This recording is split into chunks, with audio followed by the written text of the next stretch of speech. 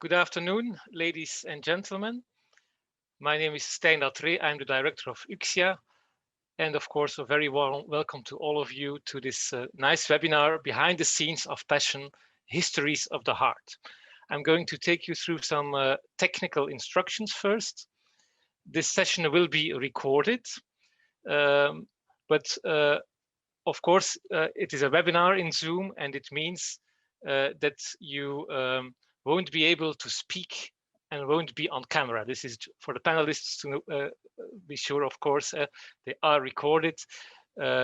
Participants can all only be made visible when we decide to do so. It's not the intention, our intention to do so. This is not to mute the audience. Participation is very welcome, but only through the Q&A function. So we have the chat function, which is rather for informal messages. If you want to refer to a certain article or report, a website and so on, you can post it in the chat. But if you want to address or ask a question to the panelists, you post it in the Q&A function. There is like this double text balloon you find at the bottom of your screen. There you can post your questions. If you have any technical problems, I hope you will still be able to post them in this Zoom session. You can post them to Team UCSIA, represented today by Hilke Gunst or Marijke Selis. So let's return to the opening slide now, or I'll start introducing the speakers of today. So the title, as I mentioned, is Behind the Scenes of Passion, Histories of the Heart. And of course, behind the scenes refers to the scene where the exhibit takes place. This is the St. Paul's Church. So there is the exhibit with the same name, Passion, Histories of the Heart. A very nice exhibit. You really need to go there. I hope that some of you have already been able to go to the exhibit. It's not running a very long time yet. We had some postponement due to the COVID crisis, of course. There is a history prior to this event in the collaboration UCSIA and the Ruusbroec Institute. We had the exhibit Wonder, Wonde, and then between brackets the R, Wonder. In Dutch, there is a clear ambiguity there. In English, it is miracle and wound. This, of course, refers to the research of the religious bodies team of the Ruusbroec Institute in Antwerp, which is very much involved with stigmatics in the 19th and the 20th century. So we had this very nice exhibition, which also was awarded. So we had this exhibition 2 years ago, I think, the end of 2019. And now, as a sequel, you could say, as a new event, actually, we have this exhibit, Passion, Histories of the Heart. And there is also a link with the future concerning the collaboration between UCSIA and the Ruusbroec Institute, as I hope that this very wonderful and creative team, religious bodies team of the Ruusbroec Institute will also support us for an exhibit planned in 2023 about the 17th century, the Baroque era, and the influence of the Jesuit order in that era. So thank you all for being here. Thank you for this whole team, actually, which will be presenting. We have Professor Tine van Osselaer, and we have researchers, pre-doc and postdoc, Linde, Tuybens, Leonardo, Rossi, and Kristof, Smeyers. So I'm now very happy to give the floor to Professor Tine van Osselaer, who will further introduce you to this theme, to this webinar. And she will, I think, also do a conclusive talk. And then the last quarter of this webinar is then reserved to you, the audience, to post questions in the Q&A. Thank you and enjoy this webinar. So Tine, the floor is yours. Hello, good afternoon. I'm just going to start sharing my screen, if all goes well.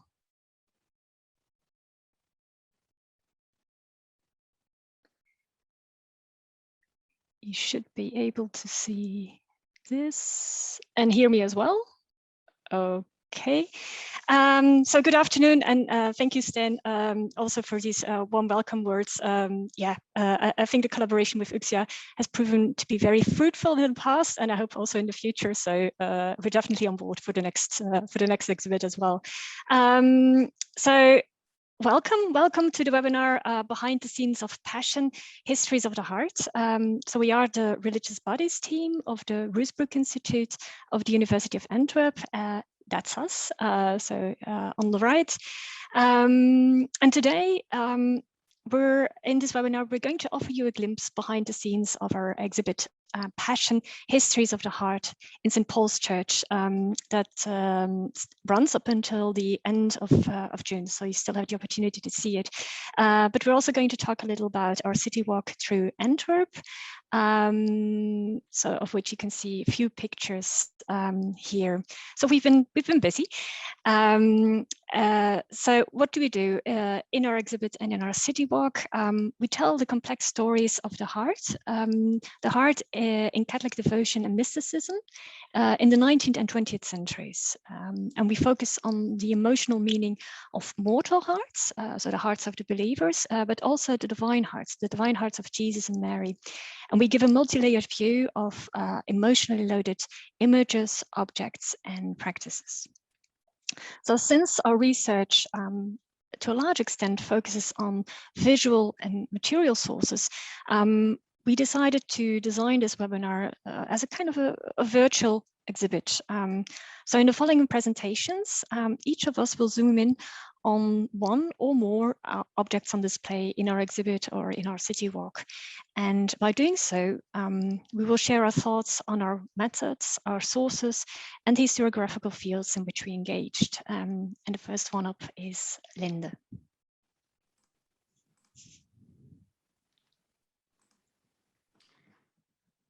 Okay, hi everyone. So I would like to start with a bit about the heart symbolism. So the heart as a symbol in Catholic traditions has a long history. The roots of the Sacred Heart devotion, for example, can be traced back to the Middle Ages or even earlier. And an elaborate heart imagery was already present in the writings of the early church fathers, like, for example, St. Augustine. And although you can also discover St. Augustine's story, his heart story, if you like, in our exhibit, and especially during the city walk, the main focus of our exhibit is on the more recent past. And therefore, I would like to start today not at the beginning, but at the end of the story, or at least at the end of our story, with the youngest and most recent object of the exhibit, the Misericordina or Misericordin. This object might look like a regular medicine box at first sight, but a closer look suggests something different. For example, you can see the barbed wire around the heart. So Misericordina is not something you can get at your local pharmacist, but it is a spiritual medicine for the heart, as it was prescribed and distributed to the Catholic faithful by Pope Francis on Sunday, 17 November 2013. So after the Angelus, Pope Francis surprised the audience on the St. Peter's Square when he began to speak about medicine. I would like to recommend a medicine to all of you, he said, while showing the medicine box to the audience, as you can see here. In his following speech, he explained that it is a remedy to invigorate mercy in the soul, and the heart is a symbol of the soul in Christian tradition, and that it would make your heart calmer, would promote tenderness and forgiveness, and helps to spread love, goodness, and brotherhood. After his speech, 25,000 boxes were distributed among those present on the St. Peter's Square. And inside the box, the faithful found a rosary, described by the Pope as 59 heart granules. So these were like the pills that he was prescribing, but also a leaflet with instructions available in several languages, the prayer of the Corona Divinae Misericordiae, or the Chaplet of Divine Mercy, to pray with the rosary beads, and an image of Jesus as a divine mercy, painted according to Sister Faustina's vision of him. A daily recitation of the prayer would benefit the faithful. Don't forget to take this medicine, the Pope concluded. It is so good for your heart, your soul, and your life in general. So why are we showing this object? Why is it, besides an amusing anecdote, also telling for our story? The Misericordina shows the prominence of the heart in Catholic imagery and is actually a good synthesis of the main elements or focuses of this exhibit.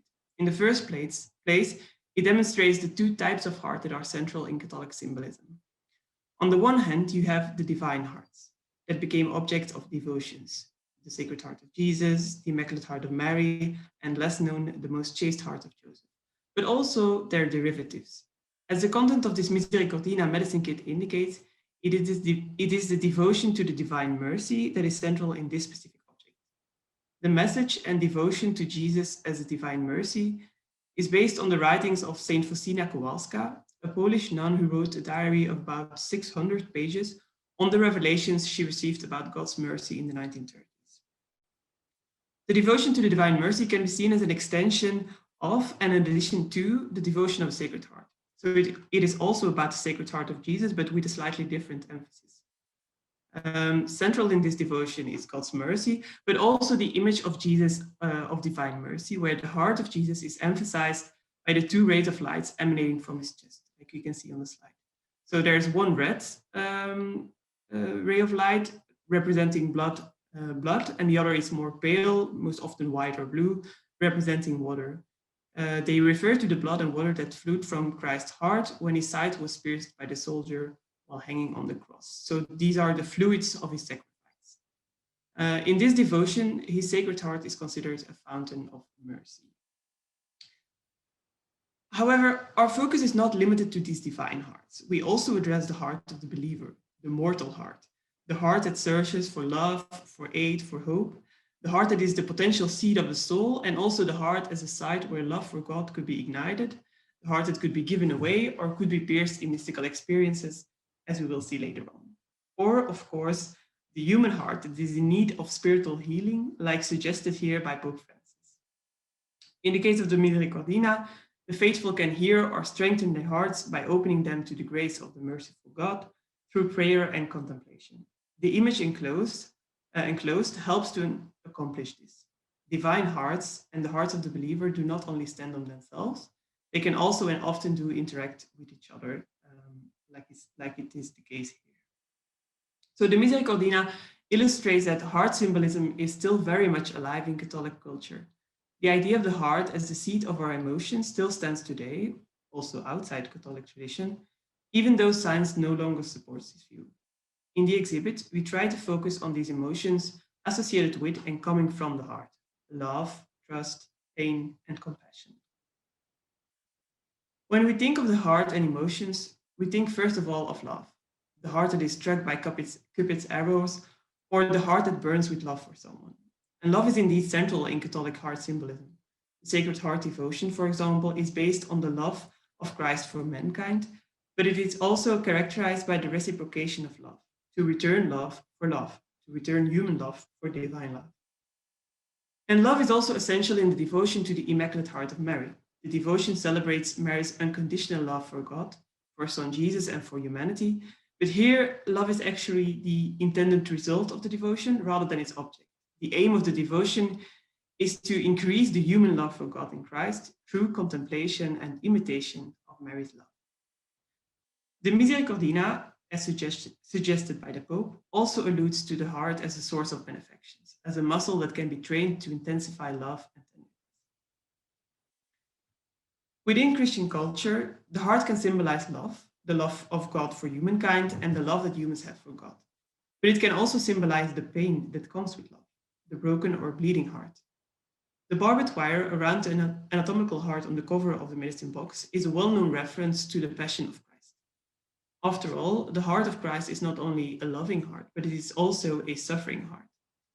Christ suffered out of love, referring to his self-sacrifice at the cross to redeem mankind from the original sin, but he also suffered because this love remained unanswered. So therefore, his heart had been injured once again by human ingratitude and disgrace. And it were the visions of Margaret Marie Alacoque at the end of the 17th century that initiated a renewal of the Sacred Heart devotion with an emphasis on the latter. The renewed devotion of the Sacred Heart in the 19th and 20th centuries is therefore also a devotion to the heart that is in need of reparation and atonement. But Christ's heart is not the only agonized heart you will encounter in the exhibit. Mary's heart is as much a martyred object recalling her griefs and sorrows in life. The pain that she experienced upon witnessing her son's fate fate at the cross, became the foundation for the cult of Mary as the Mother of Sorrows or the Mater Dolorosa. The Mother of Sorrows is traditionally depicted with 1 or 7 swords pierced through her heart. In this case, the piercing of the heart does not represent being struck by love, but by pain. Standing at the foot of the cross, Mary not only witnessed her son's agony, but she willingly co-suffered with him, painfully co-experiencing his passion and that in her own heart. So it is not the passion of Christ that is central here, but the compassio, the compassion of Mary. So with her sorrowful, compassionate heart, the Mater Dolorosa became an emotive object of devotion that touches the heart of the believers and stimulates an emotional and affective response in its beholder. The devotion desires to move human hearts into compassion and ideally inspire them to conversion and penance. The Misericordina shows the lasting salience of the heart in Catholic symbolism, but in the first place, it says something about the official story, about what is approved and supported by the Church. I've talked about symbolic meaning of the heart and what it represents in different Catholic devotions, but these were all Rome-approved devotions, like, for example, the devotion to the Divine Mercy. It was greatly supported by Pope John Paul II, and now again brought to attention by Pope Francis through the Misericordina. To tell the history of these official devotions, of these Vatican-based narratives, is to adopt a top-down approach on history. It is part of the story, but indeed only a part. So to expand our view, we try to incorporate different approaches in order to be able to tell different stories. Therefore, we were also interested in religious practices and individual experiences of the believer. So we looked into the little stories, but also the erased stories, like, for example, those aspects of the heart devotion that were not supported by Rome. We show how the heart episodes of officially recognized saints, what was not supported by Rome, and also the books that landed on the index or the ceremonies that were not approved of. Furthermore, we show that the heart episodes of officially recognized saints and mystics inspired and influenced tales about folk saints, as Leonardo will show in a minute. So combining a top-down and a bottom-up approach can tell us something about how these symbols and images actually work, how this heart imagery is used, and how its meaning and value changes over time.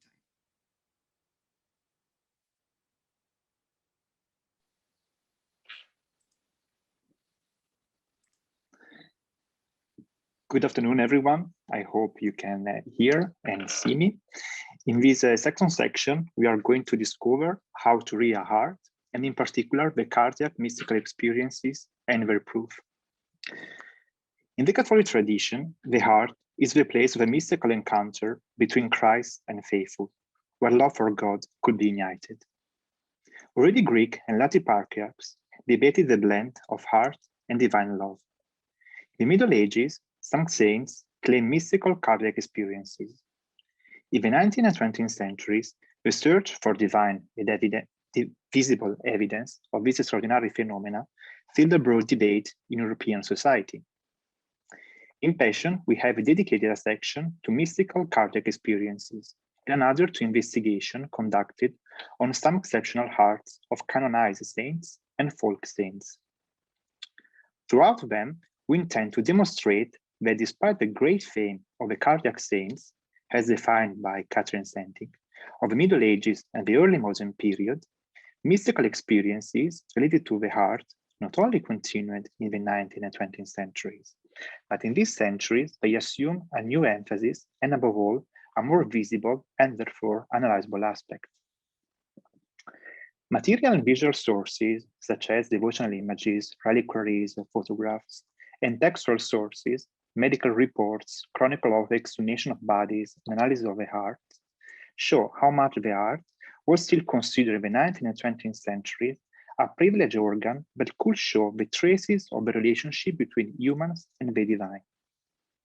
In the next few minutes, I will help you to virtually discover this section of the exhibition by showing some objects and focusing in particular on one of the most interesting illustrations of mystical heart experiences on display in the exhibit, an image of the heart of Santa Teresa of Avila that is preserved in the Ruusbroec Library.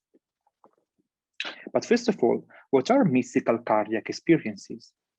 Using the metaphor of fire, St. John of the Cross gave an explanation.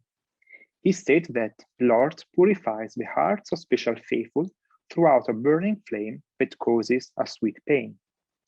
Divine fire burns away the signs of privileged saints, creating in their place a wound in the heart, an indelible sign of heavenly love. In Catholic mysticism, the wound can be produced by fire, but also by a golden dart, a fiery spear, or by the touch of the Lord's hand. This phenomenon takes the name of transreverbation, from the Latin transreverberare, to pierce. This wounding can be physical or spiritual, and depending on who imprints the wound, there are two types. When Christ inflicts the wound, divine grace takes the name of wound of love, while a wound inflicted by an angel is called an attack of a seraph. Catholic material and iconographic culture has left us numerous representations of transreverbation and its variants. In Passion, we show some of them. For example, St. Matilde received the heart of Jesus as a supernatural gift, with a promise that she would return it after her death. Mystical tradition defines this grace as an exchange of the heart. This phenomenon happened also to Santa Caterina of Siena. It is important to mention her today because indeed today it's her liturgical feast. Saint Mary Magdalene de Pazzi recounted that during a religious ecstasy, Christ touched her heart as a reward for having accepted the divine will and having overcome painful thrills. Other saints have viewed transreverbation as a sign of the Lord's gratitude for their tireless devotion to the Sacred Heart. The best known case in which the wounds of love and the Sacred Heart are connected is that of Margaret Marie Alacoque, who claimed that Christ had engraved his name on her chest. Among the most famous cases of transreverbation, we must mention that of Santa Teresa of Avila. Her spiritual diary was one of the most read and known books of mystical life in modern Europe. Hundreds of artists dedicate frescoes, paintings, and statues to her, such as the famous Ecstasy of Santa Teresa by Gian Lorenzo Bernini in the Church of Santa Maria della Vittoria in Rome. The Carmelite saints describe her heart experience in her autobiography with the following words. I quote, "The Lord wanted me, while in this state, to see sometimes the following vision. I saw close to me, towards my left side, an angel in bodily form. The angel was not large but small. He was very beautiful. His face was so aflame that it seemed to be one of those very sublime angels that appear to be all afire. I saw in his hands a large golden dart, and at the end of the iron tip there appeared to be a little fire. It seems to me that this angel plunged the dart several times into my heart, and that it reached deep within me. When he drew it out, I thought he was carrying off with him the deepest part of me, and he left me all on fire with the great love of God." This vivid description attracted the interest of her contemporaries, but it was primarily in the 19th century that the physical and corporeal dimension of mystical phenomena filled a massive debate between faithful and skeptics and became the subject of medical and theological investigations. As extensively demonstrated by the scholarship, already toward the end of the 18th, but especially in the 19th century, the Roman Church took a more tolerant position towards some devotional practices, such as the veneration of the relics. Physical phenomena of mysticism, miracles, healings, Marian apparitions, were seen as a tangible proof to demonstrate or refute the supernatural. Moreover, thanks to the developments in the medical and anatomical fields, doctors were also called to express their evaluations on miracles and relics and body of saints. Medical reports became fundamental tools in canonization processes, and scientific commissions investigated miracles, as happened in the case of the heart of Santa Teresa. Sources of the 19th and 20th century, as this devotional image preserved at the Ruusbroec Institute, help us understand the centrality of the heart in the frantic search for divine signs and empirical evidence behind material objects. The author of this illustration was Nemesio Cardellach Busquets, a priest of the Congregation of the Mission, called by the Bishop of Salamanca to express his opinion on some phenomena relating to the Teresa heart. In 1836, the Carmelite nuns of Alba de Tormes saw a strange phenomenon occurring in the Christian reliquary containing the relic's heart. Small thorns appear in the lower part of the organ. The religious community tried to keep the news secret, but it soon became public and attracted popular interest. The rumors reached Rome and prompted the Vatican clergy to demand answers about the case. In order to shed light on the issue and stop the controversy that divided Catholic faithful and scholars, the bishops ordered numerous medical investigations on the remains of the saint over the decades, but they failed to put an end to the matter. The analysis made by Nemesio Cardellach fits into the context of this controversial debate. He studied the main medical reports produced in that period and observed the sacred relic. In his illustration, he paid careful attention to the anatomical rendering of her heart. During the roughness of the heart membrane, blood vessels, the mummified but well-preserved aspect of the organ 3 centuries after the saint's death. The realistic representation of Teresa's heart not only aimed at highlighting the corporeal materiality, but especially at showing the divine evidence.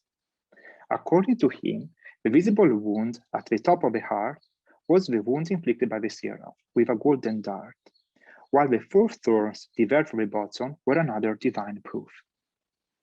The missionary priest report was first published in 1876 in Spanish and achieved great success.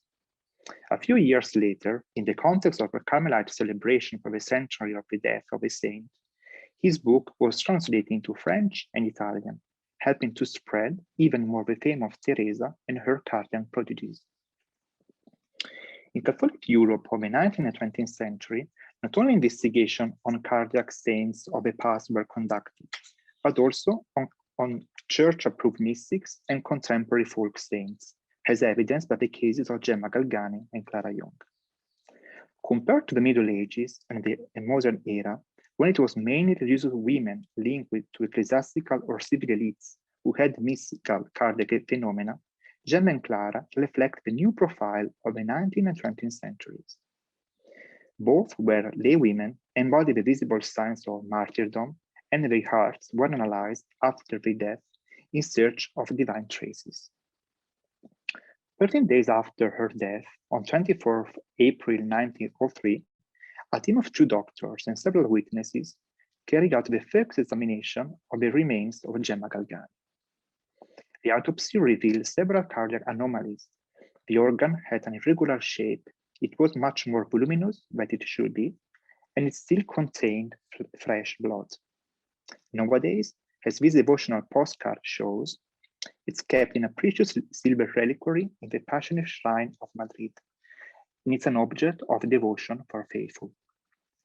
The investigation of the folk saint Clara Young also produced a detailed medical report. On 13 December 1936, a doctor assessed the state of conservation of the corpse and noticed a piercing in her heart. We have the privilege of showing the original report currently kept in the Archdiocese of Milan, Brussels, in our exhibition. The 19th and 20th century sources, displayed in Passion, document how, in the period we investigated, the divine heart wasn't only an object of devotion, but mystical practices and cardiac experiences continue to be experienced by the exceptional faithful, and people show interest in seeking physical evidence of a privileged relationship with the Lord.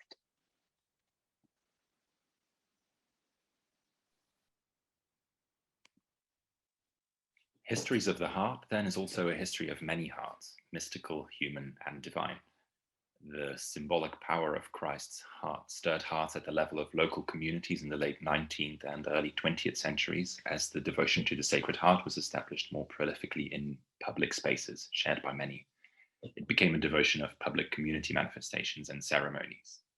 This flag here belonged to the League of the Sacred Heart in Miskom, which is a picturesque village in Vlaams-Brabant, and it dates from the interwar period. It shows the perhaps not very spectacular village skyline, and it also shows the church as a public gathering point for members of the local League of the Sacred Heart. These leagues were devotional lay organizations, originally exclusively male, springing from the apostleship movement, and they illustrate the rapidly growing popularity of the Sacred Heart devotion in Belgium since the late 19th century. Organized centrally by the Jesuit order, they branched out locally under the care of the parish priest, and in village and town, they intertwined with local communities. They kind of nested in public spaces. Omer Heustens, who runs the Museum of Popular Devotion in Miskom's secularized church, has generously loaned us many smaller and bigger things related to the Sacred Heart, this flag being one of the largest objects on display. Now, not just because of its size, it offers perhaps the clearest illustration of how this exhibition approaches the symbolic Catholic meanings of the heart from a practical material perspective. It's fraying at the edges, it's torn in places. Some pieces are missing. The scars in this flag's fabric tell a story of devotion in the public space, and they also give us a very concrete way into how people did religion in the heyday of the Sacred Heart devotion in Belgium, the 1920s and the 1930s. Margaret Mary Alacoque's canonization in 1920 gave a major boost to the devotion's popularity once more, after the late 19th century had already seen Sacred Heart churches erected across Belgium, after the whole country was consecrated to the Sacred Heart twice, first in 1868, next side by side with all other nations of the globe in 1899 in the Church of the Sacred Heart in Belgium. So this flag is kind of a symbolic representation of that, but symbolic meaning is layered, you could say, because it is constructed through multiple actions. It's constantly built and rebuilt and carried out by many hands, much like waving a flag through the village streets. Further complicating matters, symbolic meaning is not stable. It changes over time, it is passed on, it can be challenged at any point. And one thread running through the exhibition is that we can learn such religious meanings from how, simply said, how people in the past did things with things. And that's not a particularly revolutionary perspective, because the organization of Sacred Heart Leagues was itself a response to a perceived neglect of Belgian men to participate fully in Catholic practices. This was a practical apostleship rather than a declaration of faith, getting men to go to confession and communion, collectively spurring each other on, and approaching belief and devotion as a wildly varying series of practices and expressions rather than as statements of belief or as a statistic of church attendance is not an easy thing to convey in an exhibition, but showing the traces of use and decay, of wear and tear, is one way to direct the visitor's gaze towards the ways objects have been given meaning for individual Catholics or groups and communities. Flags like these formed part of the fabric of a community, symbolically and materially. They are tangible recordings of intangible callings and of mass demonstrations in the streets. Flag bearing happened in public spaces. They featured prominently in local processions, for instance, on Sacred Heart feast days, during the consecration of a town to the Sacred Heart, like here in the village of Proven near Bopperingen, which apparently I seem to always want to spell ending on an N for some reason. I'm sorry to anyone from Bopperingen attending the webinar. On this particular occasion, 25 leagues of the Sacred Heart from neighboring towns joined on the square to consecrate the flag. They also brought their own flags in an impressive collective display of the movement's identity and the popular enthusiasm it summoned. These public ceremonial practices are a window into belief as something that is constructed and experienced by a community, something that is done, something that is also crystallized in events and objects. Shared communal practices in the public space established the Sacred Heart devotion as a spiritually important apostolary movement that also made temporal worldly claims. On the 30th of August 1903, for instance, the Sacred Heart statue in the Basilica of the Sacred Heart in Antwerp received a crown on its head, Christus Rex, Christ the King as a sovereign over a global society. Other Christ statues received similar crowns in elaborate public ceremonies by the parish communities. And these claims of Christ's worldly power were cemented in coronation ceremonies, even if they did not necessarily appeal much to the Vatican. After Pius X intervened in 1908, this coronation ceremony was changed to placing Christ's crown at the feet of the statue. But nevertheless, Christ as King continued to be an important aspect of the public Sacred Heart activities, as this triumphal arch in Ypershoes, for example. In the privacy of the home, Belgian families also further cemented the worldly powers of Christ as they placed a statue of Christ with the Sacred Heart in their living rooms. Tine van Osselaer, who is of course present here, has studied this homely ceremony in detail. It was the, quote, visualization of a family's recognition of Christ's right to reign over society. And in this conception, the family was the cornerstone of that society. The domestic Christ statues in our exhibition also show signs of religion as it was practiced in living rooms with scuff marks and DIY attempts to restore minor damages. So these marks tell stories of their own.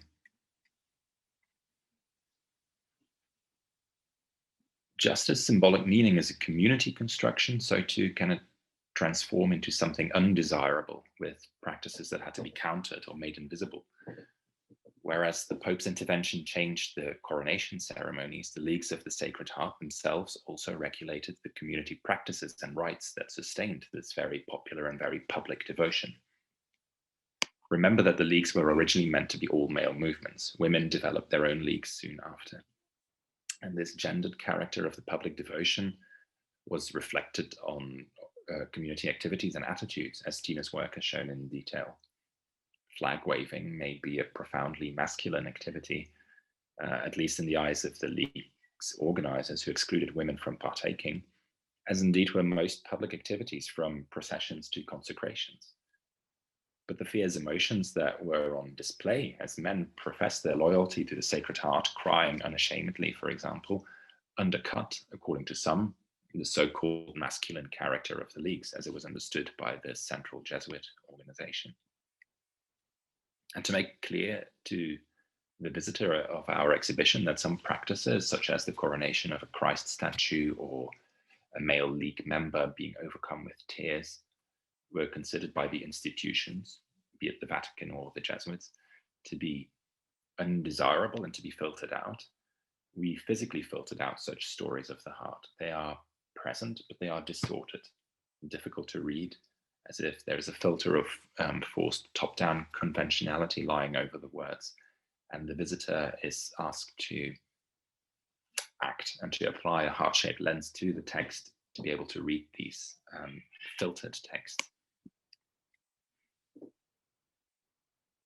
Some sort of conformity among Sacred Heart Leagues across Flanders developed, not just with regards to practices and ceremonies, whether in public or in the domestic sphere, but also in a shared visual style that captures these interwar aesthetics rather well. The 1930s are often depicted as a period of mass parades, uniforms, chanted slogans, and flags. Religious, political, and socioeconomic communities were shaped and sustained in public spaces, often held together with very symbolic objects. And this meant, in the case of the Sacred Heart Leagues, also some kind of visual coordination. The Miscom flag is one beautiful worn example of the flags that League members waved everywhere. Many came from centrally commissioned embroidery workshops, such as that of Arthur Arjan-Soyer in Borgerhout. It's an organization.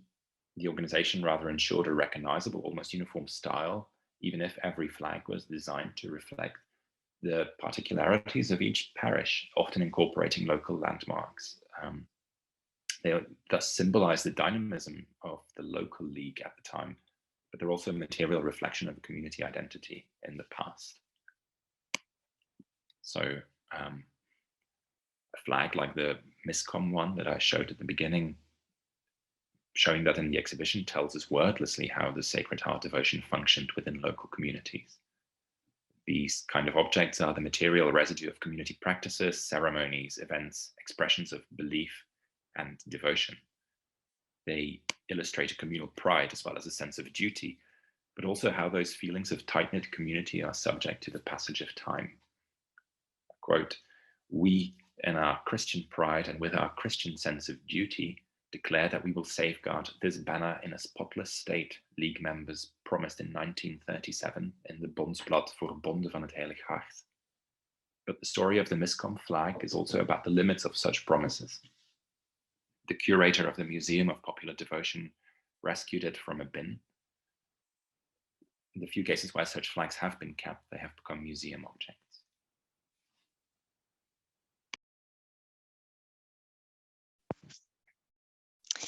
So this brings us to the final object in our virtual display, a pin worn by French soldiers in the Great War. And in our research, we focus on objects like these, pins and textile emblems that are often not deemed worthy of being preserved and are thrown away and lost to us historians. These objects are indeed not the expensive, artistically beautiful and handcrafted objects you see in museums.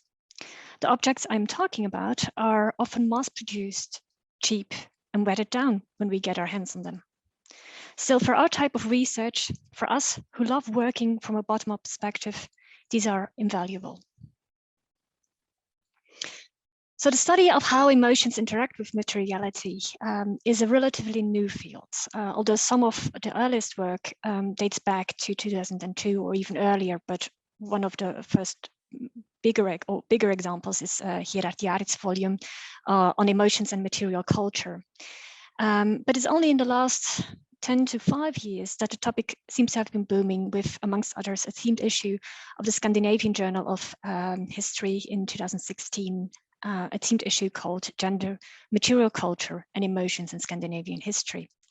And most importantly, in 2018, with the publication of Feeling Things, Objects and Emotions Through History, edited by Stephanie Downs, Sally Holloway, and Sarah Rendels. And the chapters in Katie Barclay's The History of Emotions, A Student Guide to Methods and Sources, and Sarah Rendels' contribution, The Material World, in Sources for the History of Emotions, that came out this year. So on the plus side, in these studies, material sources are not seldom linked to the study of religious history. The downside, however, is that most of these chapters relate to medieval or early modern history, so not the centuries and the type of objects that we are interested in. So in the following, I will address some of the challenges that we are faced with when working with these objects. And then I will explain why, in spite of all of these challenges, we still want to engage with these objects and what we can learn from them. So let's start with the challenges. So first of all, we find objects like these most often outside the context that they were originally used in, and that makes it very difficult to see what emotional value was attached to them. However, at times we do get some ideas about the ways in which they were used to express emotions, for instance, via physical traces on them. Think, for instance, of a statue of which the feet are shiny because they have been rubbed so many times for good luck. Or think of objects that have traces of tears on them, or lines or cuts that show attempts to erase or destroy something, like someone who's cut out of a picture. The ways in which an object was preserved or thrown in a bin, concealed or displayed, also inform us about the emotional value attached to an object. And the material qualities of the object also provide some clues on how to read it. Think of its size, shape, the material it is made of, and the ways in which it was supposed to be handled, like for instance, if it had to be carried on the body. All of that has an impact on its emotional properties. In an ideal scenario, however, we also find other sources, textual sources or visual sources that help us read the material sources. Second challenge is, as Kristof's contribution on the flag has shown, that the emotional value attached to an object can change. So a flag that was once the prized possession of a league can end up in a bin. So we need to pinpoint what moment we are studying exactly, what what moment in time, what emotional value linked to an object at what moment in time. So third challenge is that emotional responses can be involuntarily, they can be anticipated, but also unintended. And we do not always get a textbook scenario, and I will return to this later on. So finally, final challenge, what looks the same is not necessarily the same. And let me illustrate this last aspect with the soldiers on display in our exhibit. So all of them, it might be not that clear to see from this picture, but all of them are wearing an image of the Sacred Heart on their uniform. And the first one, so I'm starting from the left, is Andreas Hofer. Andreas Hofer was a Tyrolean freedom fighter for whom the Sacred Heart was a reminder of the County of Tyrol's consecration to the Sacred Heart in 1796, a moment when they were facing the Napoleonic expansionism. So for him, wearing the heart was a sign of protest and a showing of belonging. Similarly, for the Vendéans, so second panel that you see, so the soldiers a little hidden behind Margarita Maria Lacoque. But for the Vendéans fighting the Republican and Napoleonic governments between 1793 and 1815, the Sacred Heart with a red cross symbolized their intense devotion to the Sacred Heart of Jesus and the Immaculate Heart of Mary, but also their royalism. And for their descendants, who went to fight for the Pope half a century later as papal waves, and later engaged in the French-Prussian War, the Sacred Heart emblem served many purposes, including the provision of protection against cholera, and it was a sign of their atonement for the sins of society, their willingness to give their lives for the sins France had committed. And then finally, on the right, for the soldiers in the Great War, the Sacred Heart devotion gained a patriotic dimension. And we can find the cordifores, the heart bearers, in all ranks of the various battling armies. For the soldiers, the sign, like the pin I showed at the start of this presentation, served as a sort of talisman. So carrying it helped them cope with their fear and insecurity. It assured them that they would not die unprepared because of the indulgences linked to prayers and religious practices associated with the Sacred Heart. So in sum, soldiers wore the Sacred Heart for a variety of reasons. Some wanted to spread the devotion, counter religious indifference, and atone for sins. And others, for others, the heart functioned as a talisman, and by wearing it, they hoped for protection against illness, injuries, and other evils. So at a first glance, the heart symbol looked the same, and we could have easily assumed that wearing the heart had the same emotional connotations for all of them. So we need to study the specific historical context, and even then there is a difference. Not all soldiers feel the same as their brothers in arms. So why face all of these challenges? What do we learn from these objects? Why would we focus on them when studying the history of emotions? So first of all, people created objects to express, produce, and regulate emotions. And during our city walk, you will come across these ex-voto hearts, for instance. So I'm talking about the ones on the left-hand side. So these hearts hang in a small chapel in the Beguinage in Antwerp, and they show the feelings of gratitude that the faithful felt towards Mary or the Sacred Heart. For instance, when a child of theirs was cured or spared. And the hearts show also their willingness to show this gratitude publicly. So religious objects such as these therefore document the emotional ties, not just between family members, but also with divine beings. And this can also be observed in this painting from the St. Willebrord Church in Antwerp that is on display in our exhibit. And in this painting, a young child gives her heart to the Virgin Mary. And families use this type of votive paintings to ask for Mary's protection over their children or to thank her for the help she had offered. Sources like these give us an exceptional insight in the lived religion of the faithful. They inform us about the popularity of the devotion, but also about how it functions in a day-to-day reality. They give us a bottom-up view. Objects can be invested with emotional significance. As Sarah Randalls has shown, these emotional objects allow historians to understand not only how people in the past felt about the material world, but also about how they felt about each other and the events and the culture that they experienced. And a wonderful example hereof is the ex-voto heart that is on display in our exhibit. It is a mass product, and thousands of these were distributed amongst the participants of the French Congrès Marial in Boulogne-sur-Mer in 1938. Each of these hearts enclosed a piece of paper with a prayer to the Virgin and some space on which the faithful could write their intentions, whom and what they wanted to pray for.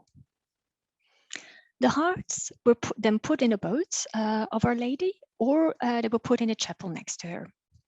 So these mass-produced hearts, so there were thousands of them,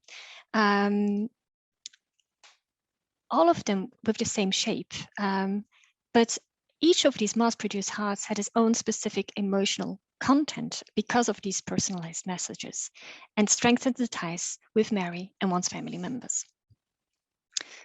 But here again, caution prevails. And a good example are the statues of the Sacred Heart that were enthroned in Catholic family homes. And you see some examples on the right. In an ideal scenario, so if we follow the textbook example, these statues symbolized Christ becoming part of the family and the family dedicating itself to Christ the King. The statue in this scenario would thus be loaded with religious and emotional meaning for the family members. However, the priests who performed these enthronement ceremonies, these were the Picpus fathers, but also the Jesuits. So the priests who performed these ceremonies in the interwar period, they complained that some of these families just asked for the ceremony because they were given a statue for free and they wanted to have a nice statue in their home. So no emotional religious attachment there. Objects can also create and unify communities. So think of the Sacred Heart emblems of the soldiers of the Vendée and the Tyrolean rebels. And these indicated that they belonged to a specific community, an ideological group. And for the French People's Waves, who fought as volunteers of the West in the French Prussian War, it was the banner with the Sacred Heart that urged them on in their last bloody atonement. And this bloodstained banner is still on display today, preserving the memory of their sacrifice. So objects can have also an emotional agency. They have the ability to do things and affect changes.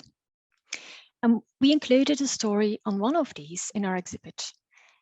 The story was published in Le Messager du Sacré-Cœur in 1869 and told the story of a paterfamilias who refused to listen to a series of sermons organized in his parish.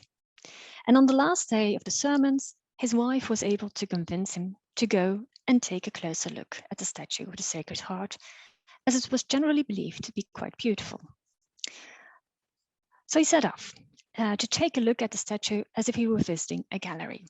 And standing in front of the image, so the story goes, he looks at the wounds of the heart, and those lips of love speak to his heart. Tears run down his cheeks. He passes the divine tribunal and leaves it purified. And the next day, the heart of Jesus beat in his chest, and that unfeeling heart of a sinner was changed into a heart of a child of God, the heart of a loyally devoted husband, and the heart of an edifying and loving father. Finally, objects also have the power to move the present-day historian. We were delighted when Bill Christian sent us the picture of the World War I soldier with the Sacred Heart pin and the pins themselves. And we were surprised and enthusiastic when we found the heart-shaped ex-photos in the Béguinage and the worn-down emblem of the Sacred Heart in Miscom. And we are most likely not responding in the way that the original users and producers were. But I hope that with our curiosity and our love for the topic, we have done them justice. So we invite you all to come and visit us at St. Paul's one of the following weekends. We'll be there up until the end of June. And you can find more information on our website.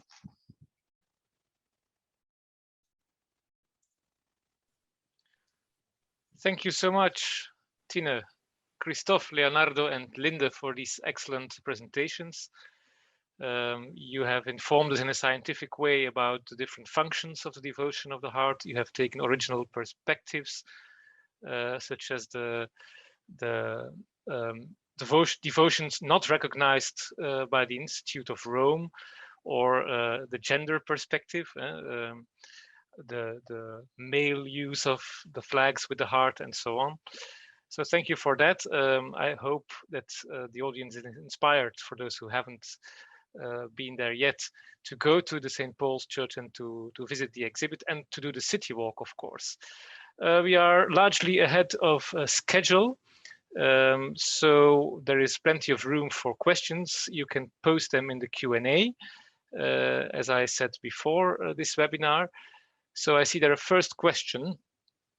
How does the Sacred Heart devotion relate to the rise of liberal, democratic, and later of socialist and fascist ideas? Is there any connection there? Or could we also say, as Kristof pointed to, that era, the interbellum era, where there was a lot of mobilization in society and flag waving and so on with the leagues of the heart. What happened with this symbol of the heart in this liberal, democratic, and socialist, fascist ideologies? Does it disappear? Also, maybe in part due to secularization? Is it substituted by some ideologies or philosophies, or is it rather transformed into other uses and forms? Maybe Kristof can try to give an answer to that first, because I think it relates a bit to this period. Thank you, Kristof. I can try, yes, but it touches upon some really big issues, like you already mentioned, Stijn, as well, secularization, ideology.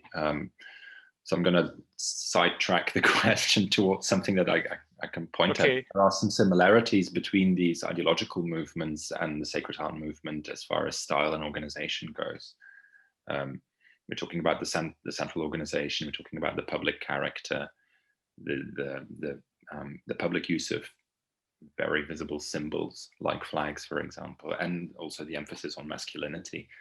For Belgium in particular, or well, for the Sacred Heart in particular, it's difficult to really draw on comparisons, for me at least, because I'm not at all an expert on the Sacred Heart movement, and I think Tine is probably going to give a much better answer than I am, because I'm just going to mention a few random things that I can think of at the moment. But I think that the Syllabus Errorum, the papal encyclical in 1864, actually it was a rejection of liberalism to talk about how the Sacred Heart devotion correlates to something like liberalism, for example, in the second half of the 19th century. They explicitly use, or the syllabus explicitly presents the Sacred Heart devotion as a kind of counter movement against this liberalism that seems to have overtaken modern society. And that's the one example I can think of at the moment. I do know that for Belgium, but then we're talking later in the 1930s, that movements like Rex and VMV managed to capitalize on how would you say it, Catholic unhappiness or dissatisfaction with the Catholic Party, and that on a political level that the Catholics moved towards Rex and VNV briefly around 1936, I think, when Paul van Zeeland's government suffered electoral defeat. But that's again something quite different. So I'm very vague about these things at the moment. But maybe Tine can help me. Okay. Yes, Tine, we hear you. Now we don't. Okay, so this should be better. Okay, yeah. Yeah, just a quick follow-up. So to what Kristof has already said, I think it's important to know that the Leagues of the Sacred Heart, in a way, also were kind of a response to an increasing democratization of Belgian society. So it was precisely because you had this male vote that was expanding. What you see is that the church has like this, or some players within the church have this fear that they're losing like the male part of the believers, and they want to kind of make sure that they feel attached to the church. That's why they kind of start developing this very exclusively male organizations of the Leagues of the Sacred Heart to kind of have them. What they all really literally say is that men will feel like they're kind of they're special, they get a special attention, so they will not leave us that quickly. And if they feel attached to the church, they will also vote Catholic.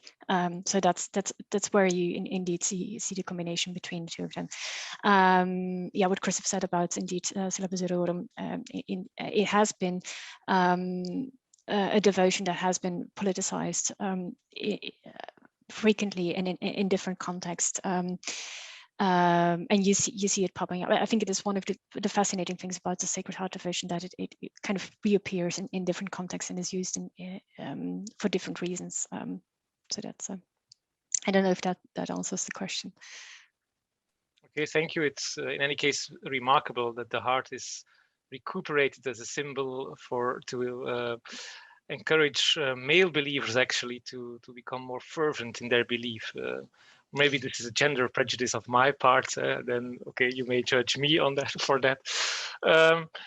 So there is a very practical question or material question. Could I see the last but one slide again? Maybe that's possible, and maybe Katrina van der Stegen can explain why she wants to see it or ask a question going together with it. I don't know. Meanwhile, I'll go to the next question. There, the slide is coming. Ah, it's maybe for this one, or maybe someone can give the mic to Katrina van der Stegen. I don't think I have the. I can do this. Yes, I can. So, Ms. van der Stegen, you can now unmute yourself. Can you hear me?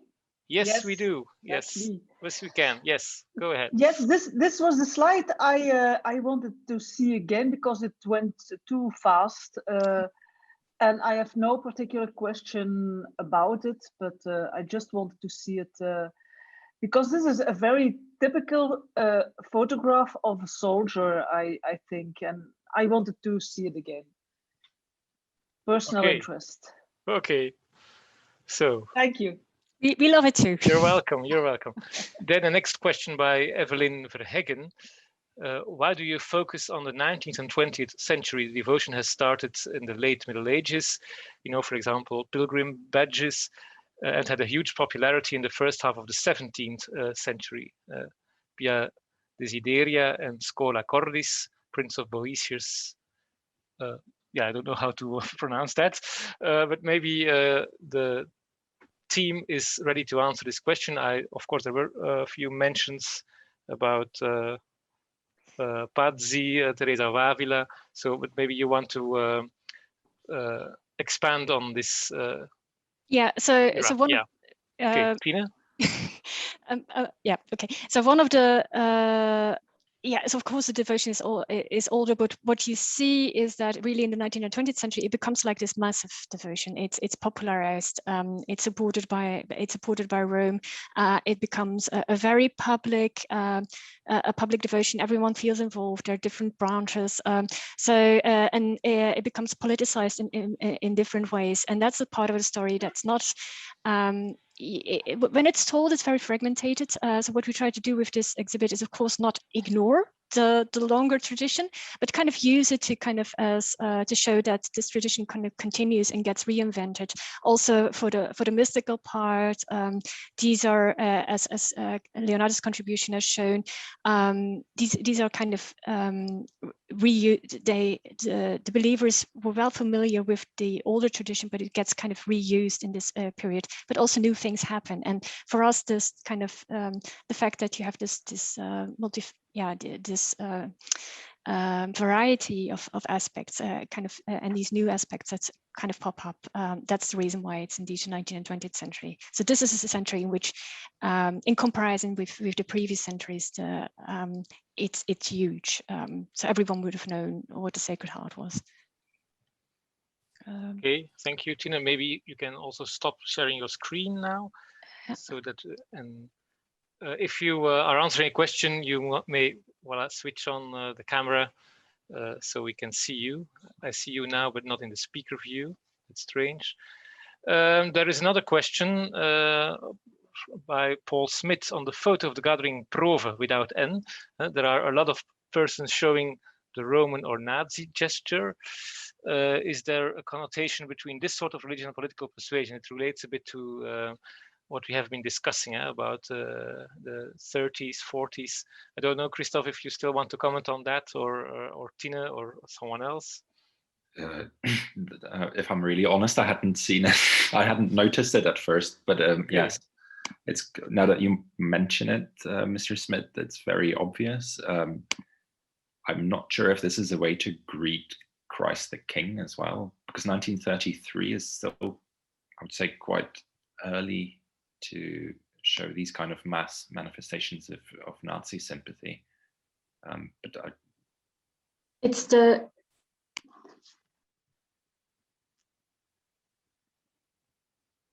We heard you, Tine, but only 2 words. I'm really sorry. It's kind of with the 2 computers because the sharing of the screen wasn't possible on the other one. Okay. It's a Roman greeting. It's also something that we do for the Virgin Mary, for instance. So this is indeed early on. It's only the moment it gets more and more associated with the Nazi movement that it becomes problematic and kind of it's not used within the Catholic context anymore. But in these years, it definitely did not have that the type of connotation. It was just kind of a normal thing to do. Also, when you would have a procession or kind of a demonstration, you would walk past a bishop, for instance. This would also be kind of the way to greet him. Okay, so we had this question about focus on the 19th and 20th century. If I may ask to you, all members of the team, where does your passion for the histories of the heart exactly come from? Where does it originate from? How did you come across this research theme, if I may ask, to the team?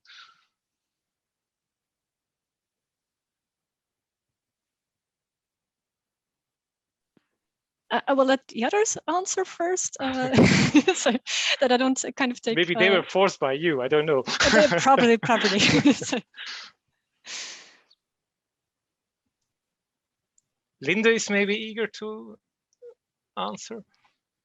Well, I must say that the moment that the idea for the exhibit came across, I was not part of the team yet, so I can't really say something about that. But I know that for us, so we're all doing research on different topics, but yeah, for all of us, there are some aspects of our own individual research that are coming back in this topic. For me, for example, I'm doing more research about the symbol and the idea of suffering in Catholicism. So that's something that the heart as a symbol of love, but also of pain and suffering and compassion.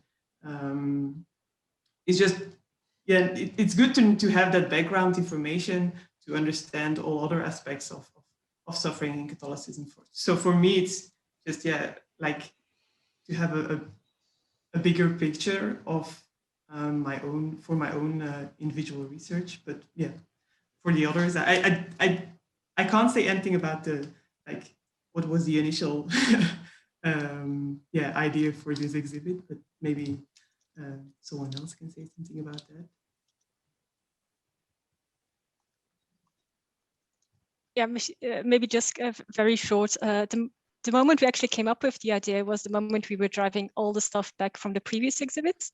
So we kind of liked creating an exhibit, and we realized that we wanted to do it again. And we had 5 hours in the van, and we were thinking like about topics that kind of were of interest to us. Also because, of course, we have our previous research on the stigmatics, so that's still ongoing. But the work that we had done on that is actually the heart, and the piercing of the heart was something that kind of reoccurred frequently. And of course, I'd worked on the Sacred Heart devotion for my PhD, so I knew that it was really a rich field. So it's kind of the combination of moments you start thinking about it, like, oh yeah, that's actually would be interesting, and then you start exploring, and then you see like, it's kind of a very fruitful field, and we can combine the different aspects of the projects that we're working on, like Linde said, the suffering and the pain, but also the mystical, the devotional, like we also have one project on the contested bodies, so the exhumations of these mystics was kind of so it kind of fits in, and it's yeah, now it feels like, yeah, it was supposed to be, but the way it happened was really kind of driving back from the previous exhibit and kind of thinking about like, oh, this was fun, let's do it again, and what would be what is kind of a good common denominator, and then seeing that actually we had done already a lot of things about the heart, so, but I don't know how the others feel. Yeah, and probably also we need to be honest. The religious team studies, as Linde and Tine said, stigmatics, incorruptus body, pain, suffering. So the heart is also a happy topic to work on. So we were also happy to work on it. And indeed, we can focus on the emotion, popular devotion, but also the ecclesiastical church answers and reports about it. And we can, yeah, of course, also we can consider the long durée as already asked. So it's also allowed us to see evolution in a different centuries. So it was really fascinating to work on this topic. Okay, thank you. Meanwhile, there is, Leonardo wants to continue? No, okay. There is a remark from Mas colleague Vera de Boek. She remarks that there is a very beautiful collection of hearts, also with a religious meaning or a religious symbolic meaning in the collection of Dr. Boyajan in Brussels. Do you know about, or you knew about that lead in any case? Yeah, there was also a catalog of that exhibit. I think so. It was first an exhibit in 1980 or something, and then indeed it was donated, and it became like the separate part of the collection in Brussels. He is a cardiologist, I think, so it kind of fits with indeed with his interests, professional interests. Yeah. So we need. Okay. So maybe I can expand a bit on the first question, or the hints I gave there about secularization. I'm still wondering what happened to the devotion of the heart after the Second World War. Of course, we have the general phenomenon of religious of societal secularization.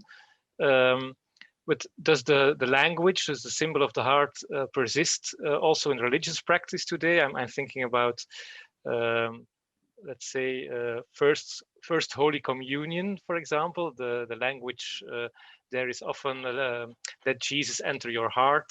That kind of language. Can you see that as a kind of remnant, so to speak, of this whole rhetoric and symbolism of the heart? Does it occur at other places? How do you spot this today?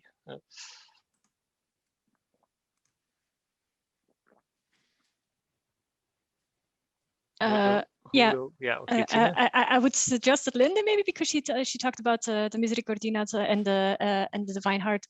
Yeah, so the Faustina Kowalski. Kowalska, yeah, I'm sorry. So it's so probably it's a question she wants to take. If not, I. Right. Yeah.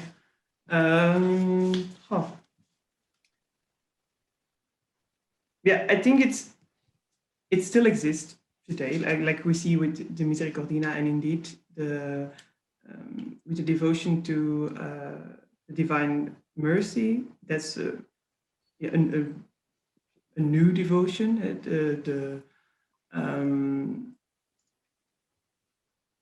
Faustina Kowalska was made a saint by Pope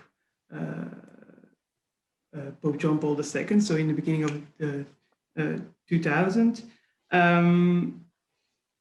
So I think it still lives, if I can say it like that, but maybe not as not as much as it was in the 19th century and beginning of the 20th century. Maybe more in smaller groups, and yeah, yeah, Tine, maybe you can explain it a bit better. I'm lost for words, but I'm trying to think how to, yeah. Yeah, so I think what you see is that the different versions of the heart devotion have continued on, but with kind of new references. I think also, especially the Heart of Mary after the First or the Second World War, within the Cold War climate, you have kind of a revigoration of the devotion to Our Lady of Fatima, for instance. That's very heart-centered. So you see some of these images kind of reoccurring. But it's indeed true that probably if you would ask like a younger generation nowadays, and you point out a Sacred Heart statue in front of a church, for instance, they wouldn't recognize it, I think. And I think so there's kind of some knowledge lost, but also some kind of some creativity as well, as far as the devotion aspect is concerned. I think the symbolic aspect, what you talked about, like let Jesus into your heart, that's definitely something that has continued on, I think also kind of in day-to-day speech. So the heart is still kind of seen as a kind of a seat of emotions, even though we know it wasn't, but it's a very sturdy image. So it still works.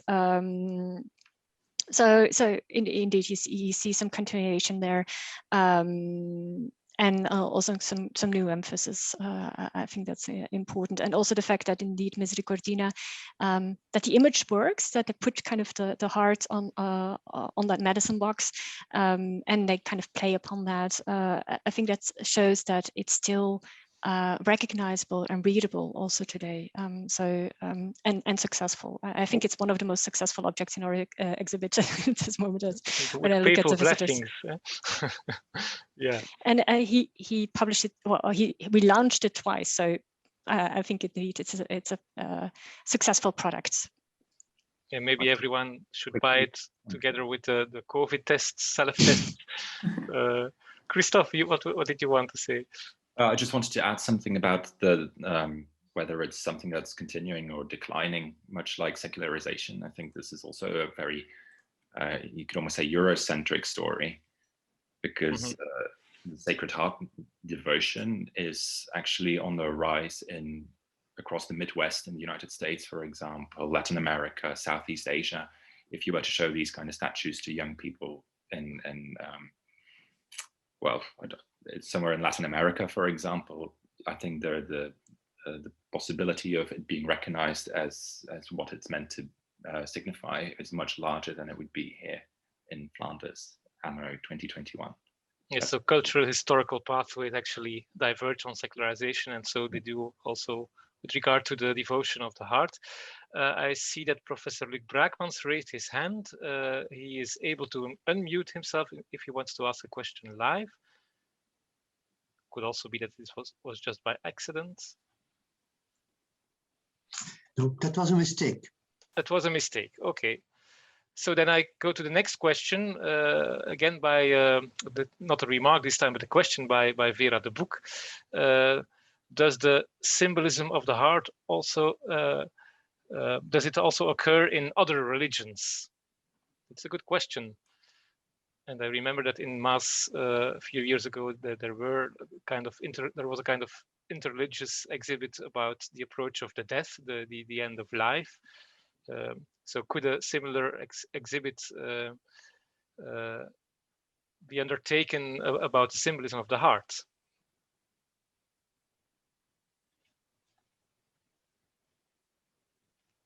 We talked about it and when we were preparing our city walk. So it would have, because we thought it would be nice, but in the end we have too little expertise in that regard.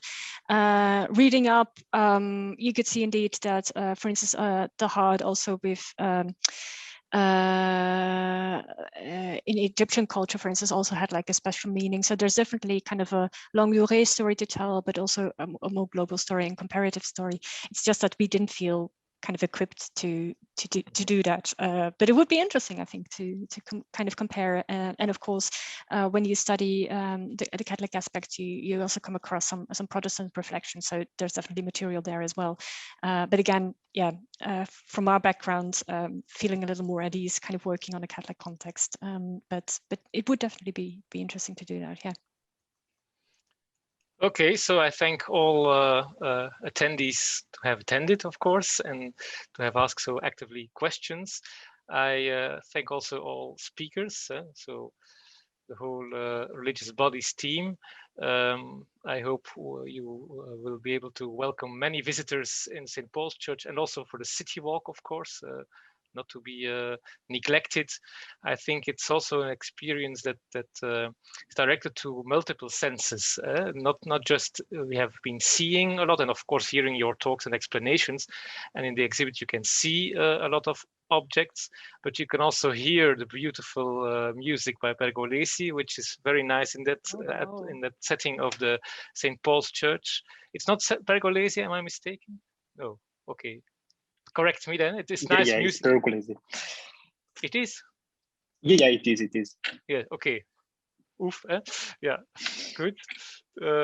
And even the taste is stimulated. So there is really there are really multiple reasons to go to this exhibit and to explore the City Walk. So thank you all for being here with us this afternoon, and see you on some next occasion. So bye.